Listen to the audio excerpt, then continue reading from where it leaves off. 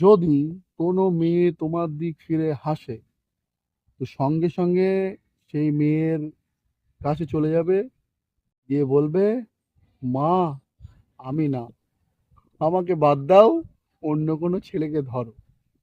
তার কারণ, ওই হেসেছে মানে তোমার জীবন বরবাদ করবে, তোমার ফ্যামিলির জীবন বরবাদ করবে, তোমার জেলে যেতে হবে, তোমার টাকা ধ্বংস হবে, তোমার ইমান ধ্বংস হবে, তোমার সব ধ্বংস হবে।